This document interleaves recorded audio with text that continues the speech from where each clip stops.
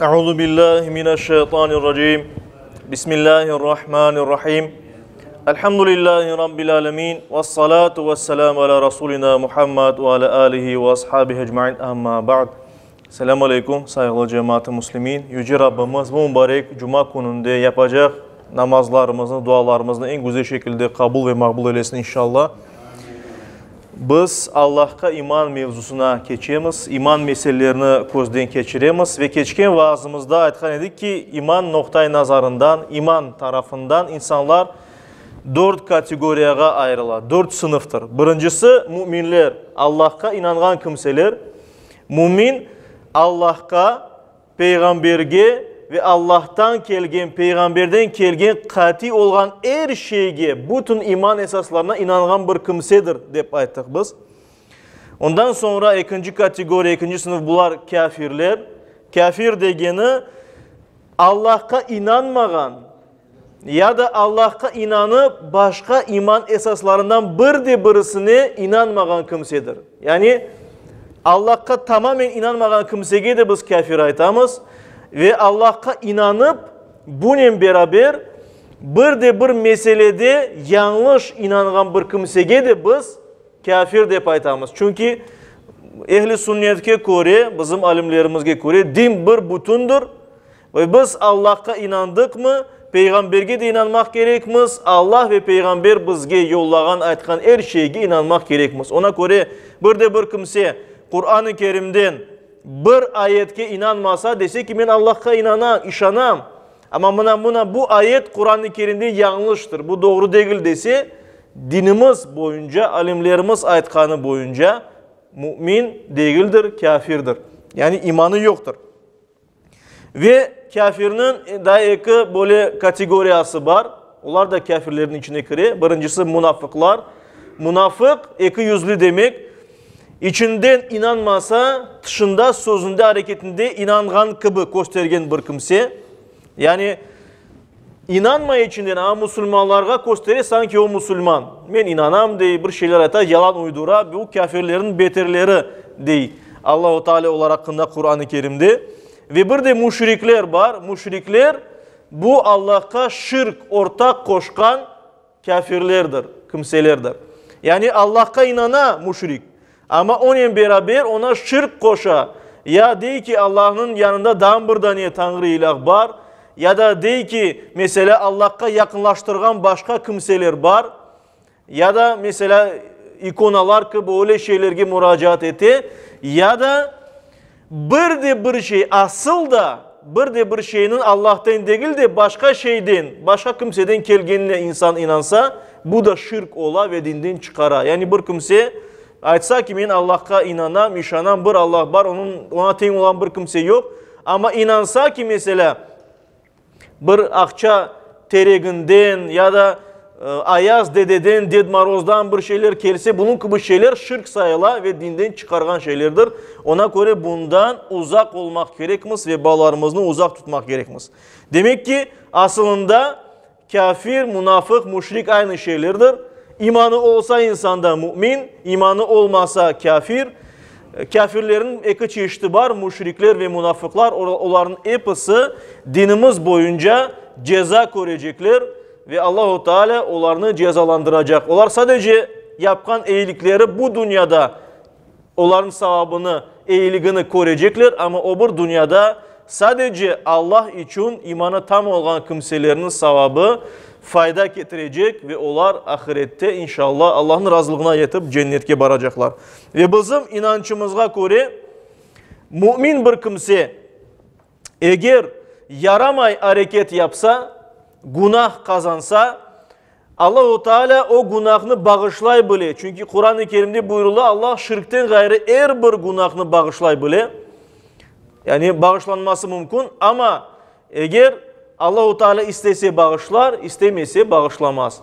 Bu noktayı nazardan, bu bakımdan eğer insan yapan günahlarından tövbe etse, bir kimsenin kul hakkına kırgen olsa, bağışlaf dilese, böylece inşallah bağışlanır günahları ve insan ahiret gününde onun amelleri tartılganda iyilikleri, sevapları çok olur, günahları az olur ve o cennetke barar.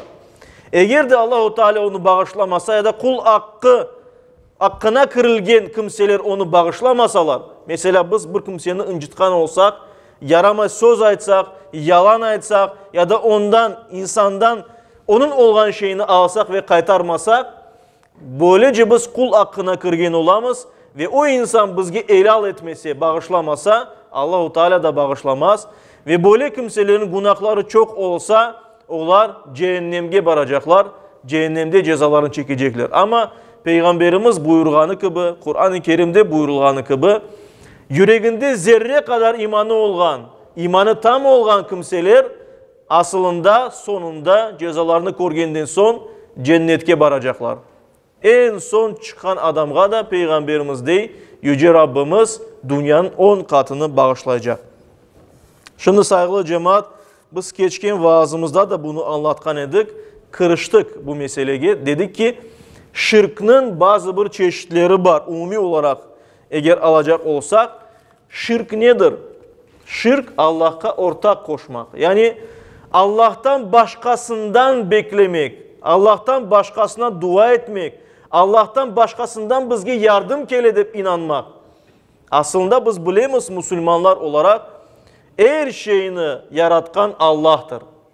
Ve Allah bizni yaratkandan son bizni başımız boş kaldırmadı. Her an yani böyle avtonomlu şekilde biz yaşamayız. Allah bizni yarattı da saldı. İstediğinizi yapınız deyip. Yok. Allah-u Teala her an bizge yaşamak için güç ve kuvvet verir. Bir an bile vermesi biz yaşap olamayacağımız. Ve ona göre de Yüce Rabbimiz ondan her şey geliyor. Güç, kuvvet, her şey ondan. Nimetler, her şey Allah'tan. Ve biz sadece bunu Allah'tan bilmek gerekmez. Böyle bilsek o vakit müminlerimiz. Eğer başka bir kimseden yardım kelimesini düşünsek, demek ki biz imanımızı gayb ettiğimiz çünkü şirk koşamız. Ve misal getirecek olsak, işte şirkinin 3 tane çeşidi var dedik biz esas olarak. Birincisi Allah'ın birliğine inanmamak. Yani Allah'tan gayrı ona ten olan başka kimselerge inanmaktır demek bu. O da mesele nasıl ola? Biz geçken vaazımızda aytıp geçkenimiz gibi. Mesela Zerdüştlük dini var. Zoroastrizm degen bir din var. Ve bu dindeki insanlar inanalar ki bir yaxşı Allah var. Bir de yaramay olgan bir Tanrı var. Ve onlar her vakit birbirinin kureşi. Yaxşı Tanrı demek ki her bir yaxşılık ondan, demek güneş ondan, yarık ondan, ona göre onlar ateşke tapınalar, Zoroastristler, Zerdüştler. Ve bütün yamanlık, karanlık, günahlar başka yaramay Tanrı'dan. Onlar birbirinin kureşi, birbirini yenip olamay. De birisi yeni, de başkası yeni. İşte böyle anlayış var. Bu tamamen yanlıştır bizge göre. Bu anlayışının biz görüyoruz ki başka dinlerge de geçken o. Mesela Hristiyanlıkta da var. Demek Tanrı niyen iblis birbirinin kureşeler deyip anlatılar Hristiyanlıkta. Ama bizim dini anlayışa göre her şey bu dünyada Allah'tandır. Nu'minu bil kaderi, biz kaderge inanamız. Hayrihi ve şerrihi minallahi teala. Onun hayrı da şerlisi de Allah'tandır. Yaxşı şeylerde, yaramayan şeylerde hepsi Allah'tan. Ve şeytana da onun gücünü bergen Allah. Allah istemese şeytan bir şey yapamaz. Demek ki her şey bu dünyada Allah'tan, bizlerini sınamak ve doğrulamak için, bizni nasıl yaşayacağımızı öğrenip bakmak için, imtihan dünyasında olganımız sebebine. İşte ona göre de biz demek ki iki tane böyle Tanrı'ya inanmayımız. Bir taraftan ikinci taraftan mesela Hristiyanlıkta böyle bir anlayış var. Teslis yani üç Tanrı'ya inanmak. Bir baba, oğul ve mukaddes ruh degen bir tane sanki ilah var ama onu üçge ayıralar. Bizim dinimizge göre de bu yanlıştır, şirk ola. Çünkü Allah-u Teala birdir, bütündür ve onu ayırmağa olmay. Birdir Allah, onun teni yok. Apayı yok, oğlu yok, kızı yok, Ya bilmeyeyim, ona teng olacak bir kimse yok ve Kur'an-ı Kerim'de biz onu aytamız. Aytamız kul huvallahu ahad. Ait ey peygamber ve müminler, Allah birdir. Allahu samad. Herkes Allah'a muhtaçtır. Allah bir kimseye muhtaç değildir. Lem yelid ve lem yulad. O doğmadı, doğurmadı. Balları, evlatları yok. O baba ve ana da değildir. Onun için cins yok. Ve lem yekun lehu kufuven ahad. Ve Allah'a teng olacak hiçbir kimse yok. Allah bir tane böyledir. Mutlak Tanrı'dır. Mutlak ilahtır. Ve onu bir kimse sınırlap olamaz. Demek ki Allah'ın yanında bir kimse yok. Kim buna inansa şirk yapar. İkinci şirkin çeşidi, Allah'a eğer yakınlaştıracak ortaklar biz düşünsek. Mesela deyimiz ki Allah'a teng olan bir kimse yok. Ama bazı insanlar inanırlar ki Allah'a yakınlaştıracak kiçkene ilahlar var. Ya da putlar var, idollar var ya da başka şeyler var. Ve mesela biz bilemiz Peygamberimiz Muhammed Mustafa sallallahu aleyhi ve sellem Mekke halkını çağırganda İslam dinini, Mekke halkı biz onlara müşrikler deyimiz. Müşrik Araplar, Kureyş kabilesi. Onlar Allah'a inana edilir. En büyük Allah deyip ayta edilir. Allahu Ekber deyip ayta edilir. En büyük Allah deyildir. Ama bununla beraber onların idolları var idi. Küçükene tanrıları var idi. Onlara tapına edilir ki onlar Allah'a onların dualarını ap ketsin deyip. Yani özleri Allah'a yalvarma edilir. Böyle başka bir putlarga, idollarga tapınıp Allah'a yakınlaşmaya yardım etsinler deyip müracaat edilir. Ve Allahu Teala işte Peygamberimizin yollap buna bunen kuruştu. Peygamberimiz böylece dinini doğruladı. Yani bu insanların İslam dinine davet etti.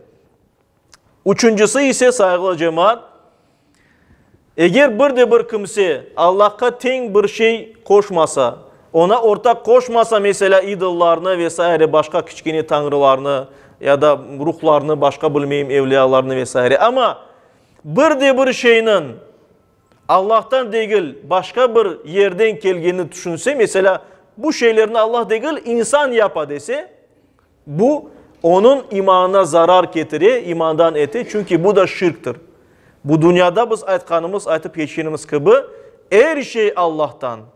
Yapkanımız her şey Allah'tan ve kuş da Allah'tan keli. Bir kimse Allah istemediğin bir şey yapılmaz. İnsan da yapılmaz, cin de yapılmaz, şeytan da yapılmaz, bir kimse yapılmaz. Her şeyi kuçunu beri Allah. Ona göre Müslüman, mümin kişi ancak Allah'a dua eder ve ancak işte Allah'tan bilir her bir şeyini. Kalgan kimseler ise birer vasıta, birer sebep. Men sizge yardım etsem bir şey yapmağa, mesela bir yükünü kotarmege ya da sadaka versem ya da başka bir şey yapsam, men sebep olam, ama aslında bunu bana yaptırgan ve bedirgen Yüce Rabbimiz Allahu Teala'dır. Yani her şeyin aslında arkasında Allah var ve Müslüman böylece inanmak gerek. Bizim dinimizde böyle kati olarak tevhid inancı var. Sadece Allah, sadece Allah'tan ve sadece Allah'a dua etmemiz. İşte saygılı cemaat-i Müslümin, bir de işanıp dayanmak meselesinde biz elbette ancak Allah'a işanıp dayanamız. Ama bunda yanlış bir tevekkül anlayışı olması mümkün. Onun hakkında da birkaç söz aytayık. Bir insan böyle düşünmemek gerek ki her şey Allah'tan, yani başka kimseler sebep, men bir şey yapmasam da olur. Allah istese yollar bana, istemese yollamaz. Böyle düşünmek yanlış olur. Çünkü Peygamberimiz sallallahu aleyhi ve sellem ve Kur'an-ı Kerim bizni tırıştıra her vakit bir şeyler yapmağa, hayırlı şey yapmağa, ibadet yapmağa, başkalarına yardım etmeye, dinini öğrenmeye vesaire.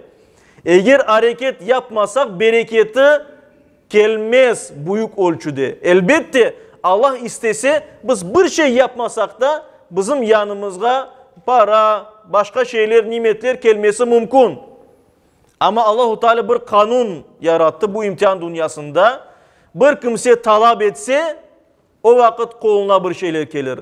Bir vakit bir insan çalışsa o vakit kazanır. Az mı ya da çok mu endi Allah bergen bereketine göre. Ama biz elbette kolumuzdan gelgeni yapmak gerekmez. Hatta meşhur peygamberimizin hadisi var. Bu hadiste anlatılar ki bir bedevi, yani çölde, sahrada yaşayan bir Arap, koçup yaşayan, hayvanlarını bakkan bir Arap, peygamberimizin yanına geli deve üstünde ve devenin telvevlerini taşlay. Telvevini taşlay ve bağlama onu öyle kire peygamberimizin yanına. Peygamberimiz bunu korup ayta, sen niye için deveni bağlamaysın deyip, o ayta ben Allah'a işandım onu. Yani Allah istese onu yok eder, istese anda kalır. Peygamberimiz ona ayta, sen özünden gelgeni yapmak gereksin. Deveni bağla, sonra Allah'a işan. Ve aynı şekilde biz elbette bir şey biçecek olsak saçmak gerekmez. Saçamız, Allah'a dua etemiz, Allah-u Teala bol bereket verir ya da azca verir Allah'ın takdirine göre ve biz de o bereketini, mahsulatını alırmız ve kullanırmız. Ona göre de kolumuzdan gelgeni yapmak gerekmez ki çünkü biz bilmeyimiz. Allah bizge neni takdir etti. Hareket etsek inşallah Allah-u Teala bizge ziyade bereket verir. Allah nasip etse. Ve başka bir husus, mesela bir kimse hasta olsa Allah-u Teala yaratkan sebeplerini kullanmak gerek.